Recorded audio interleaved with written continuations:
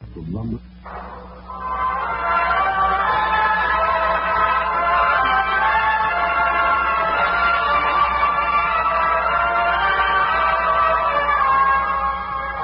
have flown.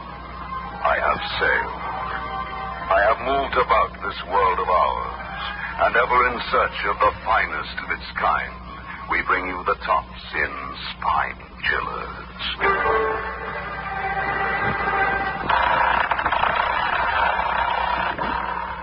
The creaking door.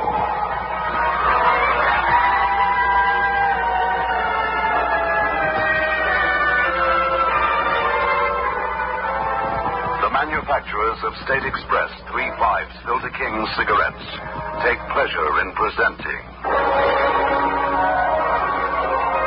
The Creaking Door.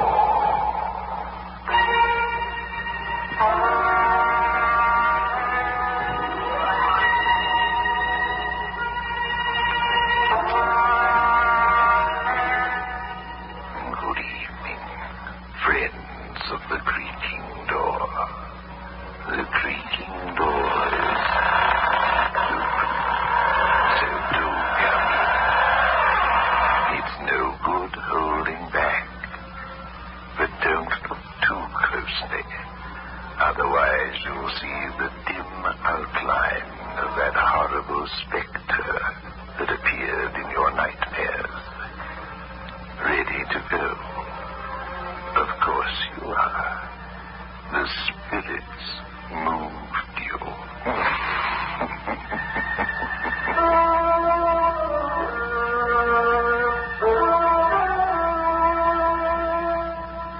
Get 3 5s. Get them.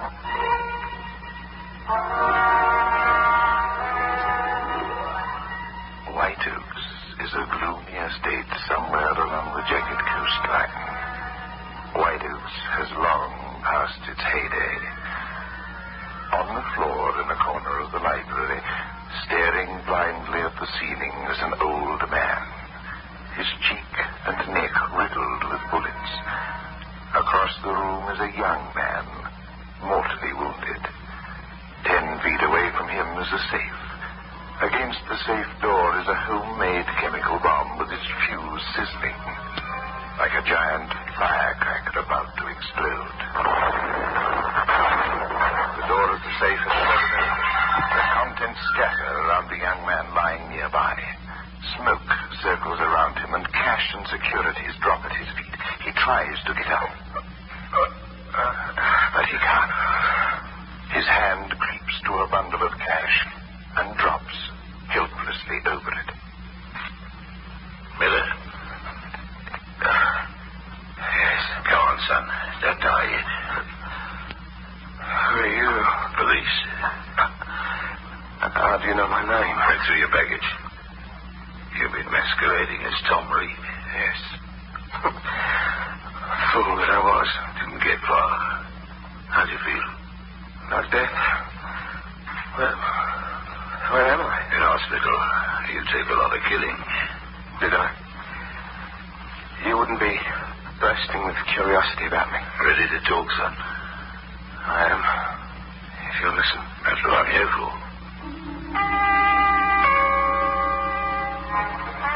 Jim Miller's my name. As a kid, I went right out of the reformatory into jail. Number 106317 was my name for 10 years. 106317. Every night before turning in, I swore that 106317 was how many it would cost society to square accounts with me. Society answering to the name of Tom Reed? It just happened to be Tom Reed. It could have been Dick Nobody or Harry Anybody. How did it begin?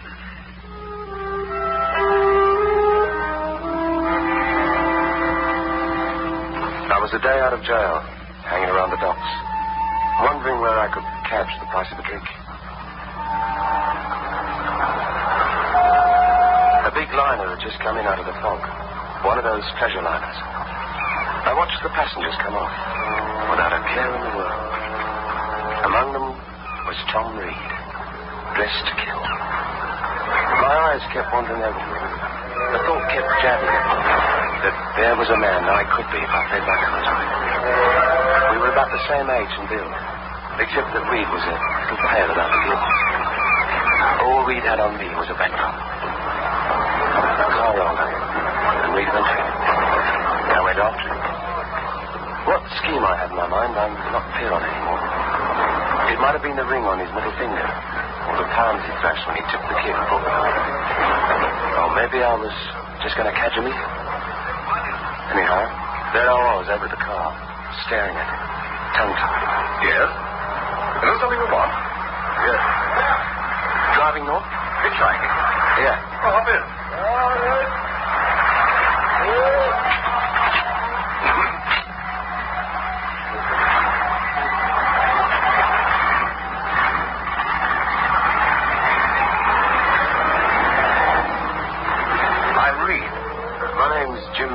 How far are you going?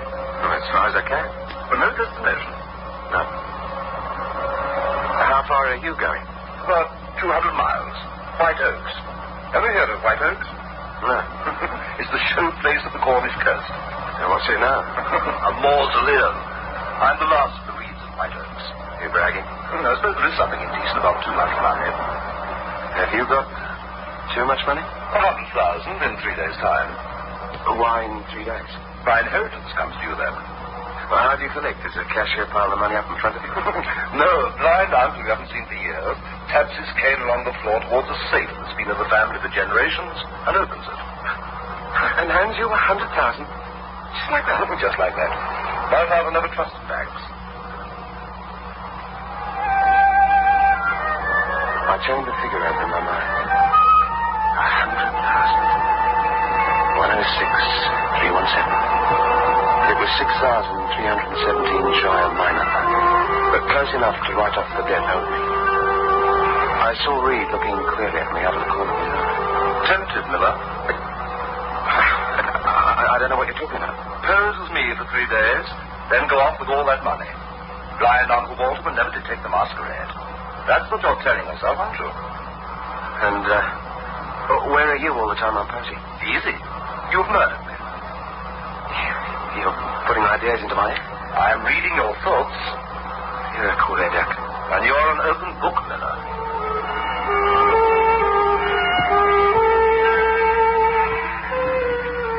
If I'd had any idea like that, Reed's openness put the kibosh on him. You can't lay hands on someone who talks on your level. I even got to like him. A little. We chewed up about 100 miles. And I caught that funny look crossing Reed's face again. I watched the hand clasped over his heart. Reed seemed to sag, and the car began to circle wildly. I grabbed the wheel in the nick of time.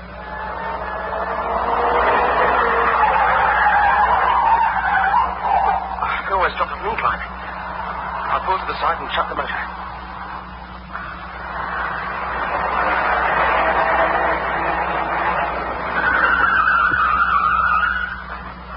What's it, you, Reed? It's my heart. How bad? The doctor gave it a year. I've been shortchanged by 2 weeks now. Get me to a doctor. He sounded like he only had minutes. Get me to a doctor, Miller. I stalled. There was a little man counting off 100,000 in my mind, slowly, by ones. Reed's eyes were on me. They were dying eyes. But I caught a twinkle, as if he were amused over something. Here's your chance, Miller. Just sit it out under the stars. Forget the doctor. Now, what I like about you is your sense of humor. I'm taking you to a doctor. Thanks, fool. But don't bother. It's too late. Reed. Bury me somewhere. Ask Jim Miller. You'll be Tom Reed for those 3 days. You're inviting me to? It's destiny, perhaps. Perhaps you didn't just happen to come along.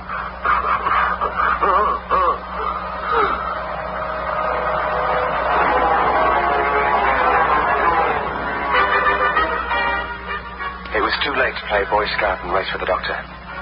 Reed was dead. I sat around a while thinking over what to do. but there was nothing to think over. My mind had been made up for me a long time before Reed happened along. I told myself that Reed's dying remark practically made me his heir. But I didn't have to tell myself anything. The little blind man he talked about was already counting 100,000 in my head. 100,000-pound notes. I found a lake about 5 miles up the side road.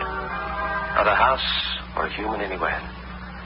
I swapped clothes with Reed, weighed his pockets with stones, then said goodbye and let him slip. I ran for the car and headed for White Oaks.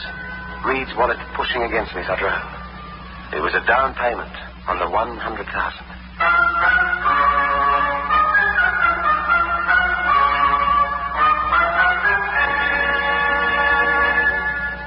I got to White Oaks. The storm raged. The house was high on a hill.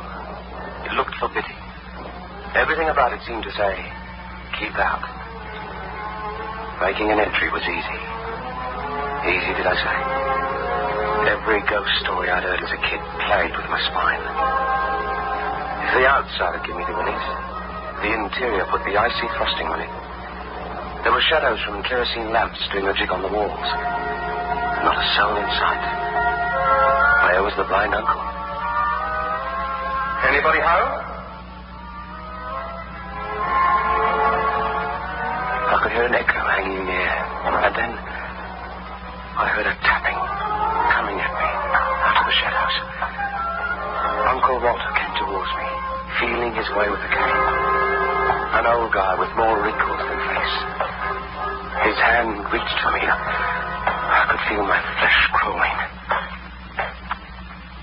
Tom? Hello, Uncle Walter. Give me your hand, nephew. Of course. It's been so long since I felt the warmth of a Reed hand. Your cablegram from the boat was a surprise. Was it? I thought you would not leave Honolulu. Wouldn't risk the trip. Why not? My heart. Oh, my poor Tom. Perhaps I'll outlive the doctors. Your voice, it's changed. For the better? It's deeper. I'll blame it on the Honolulu climate. Even your speech. What about that? It lacks the real refinement. I'll blame that on Honolulu English. They make a professor talk like a costermonger in 6 months. Well, it's been a long time, Uncle. Yes, it's been a long time. I'd like to retire. I'm tired. Oh, of course, you'll want to be rested tomorrow for your cousin Margaret's arrival. Margaret? She's coming tomorrow? Yes. How is Margaret? Oh, she's grown into a fine woman. She'll make you a good wife, Doc.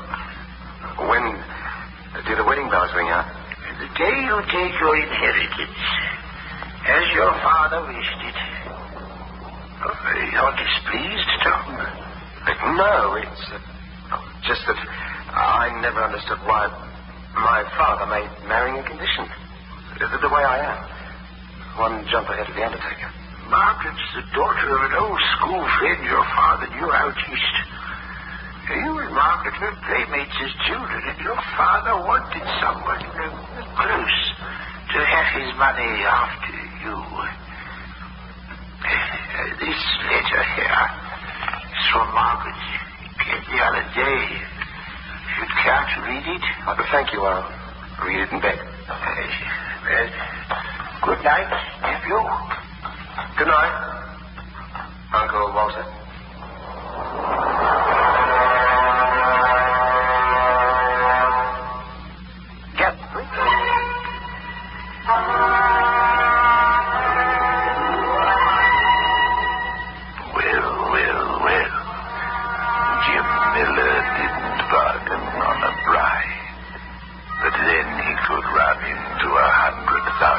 Unexpected things at White Oaks. Let us see what the mysterious Margaret has to say, shall we? I wonder how the meeting will come again. We were practically ghostly instance the last time together. The questions that keep crowding my mind. What does he look like? What does he think about? Will he like me enough? And how will it feel marrying a man who played with as a child 15 years ago? And will you like me too, dear Uncle Walter? So Margaret didn't know Tom Reed from Adam. All I had to do was to keep the act going for 3 days, grab the money, and leave.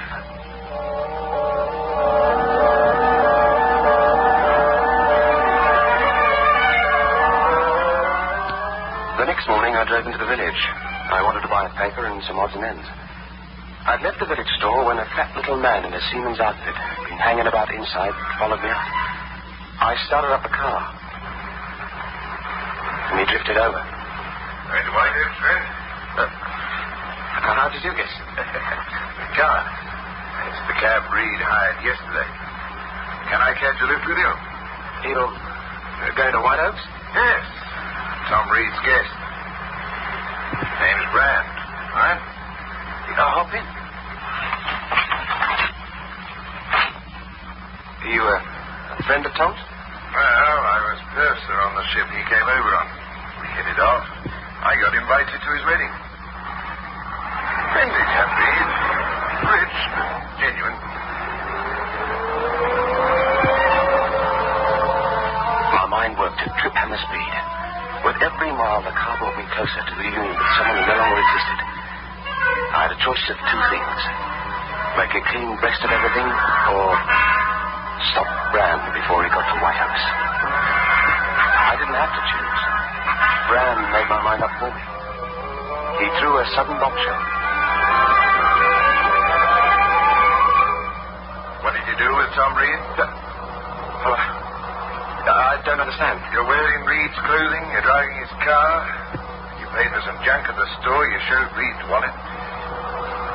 You needn't sweat. You can do business. Oh. How much? Half if you're just masquerading. All if you killed him. I didn't kill him. The heart attack did. I just ditched the body.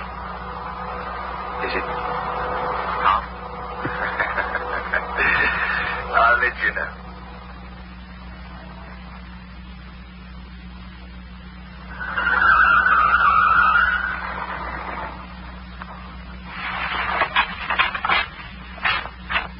Start for the woods. This how you want it? That's the way it's got to be. All or nothing. No deals with a blackmailer. Then it's all yours. Put your gun away. You're not going to shoot me in cold blood. I've got to. The way it is, I've got to.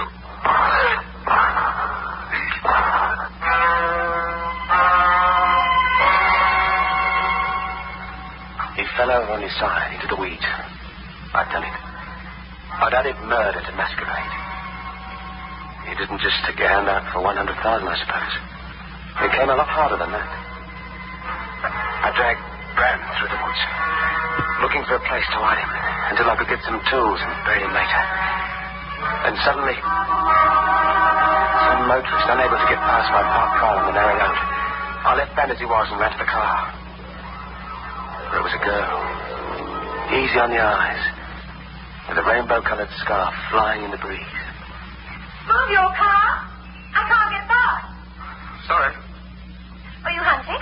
Hunting? I heard shooting. I took a pot shot at some rabbits. Any luck? No, I'm a bad shot. Too bad.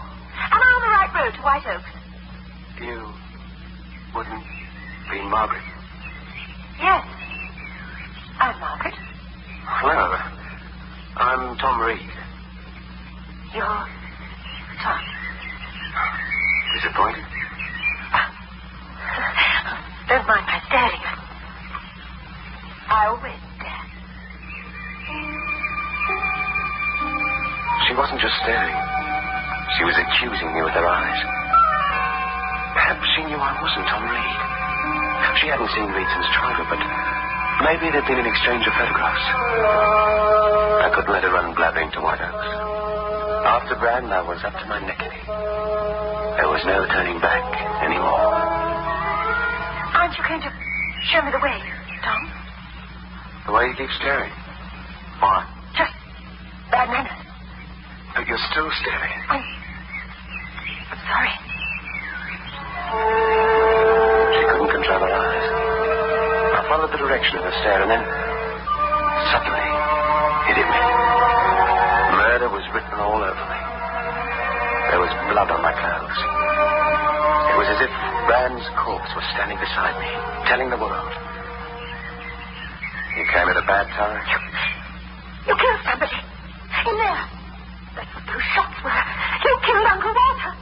Uncle Walter? And you're not Tom Reed. You've got a picture of him? Yes. Nice and frank. Well, why don't you scream? I'd rather do this. Stay exactly where you are. Do you know how to use it, that gun?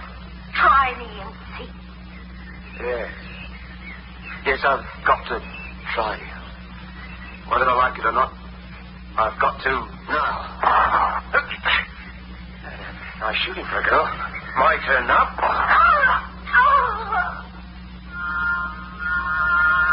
She picked my elbow. I drilled her clean through the temple. Her shooting first made it easy for me. In a way, it was like self-defense. I was still clean myself.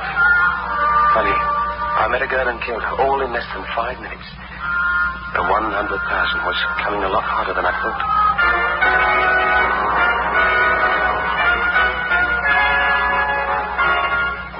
I drove her car and all as far into the woods as I could get, and shot back to White Oaks. Playing air for a couple of days without now. I was running out of time. The plan now was to grab what was in the safe, one way or another, and get as far from the two corpses and the blind uncle as I could get. I got to the safe and began to work at the dials. And then I heard Uncle Walter tapping his way towards me. John? John? Yes, Uncle. Give me your hand, nephew. Where is it? Here. What do you do, read palms with your fingers? Yes, nephew. There are flakes of dirt on your palm. As if you had your hands on the ground. Not bad. You ought to be a detective. And there's an odor. The smell of blood. Let go of my hand. What's wrong, John? Listen. I've got a gun in my hand, pointing right at you. You're going to tap your way to that floor safe and open it. With no stalling and no questions. No questions. But I don't know the combination from memory. You don't? You should listen. The combination is on a memorandum pad in the library desk. Get it.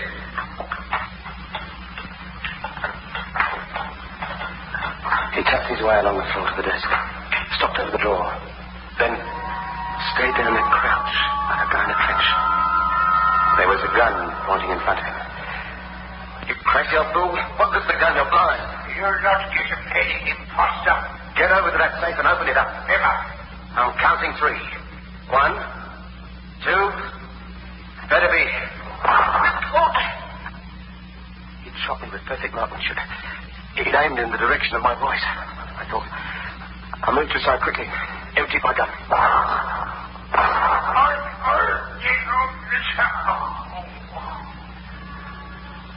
Uncle Walter was propped over the desk. I did him in his cheek and neck.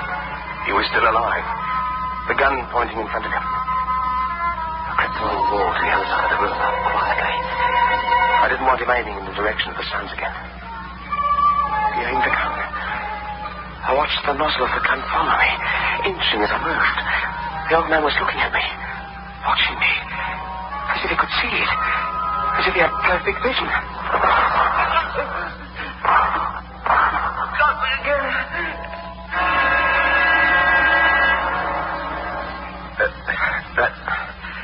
That's the end of it, Sergeant.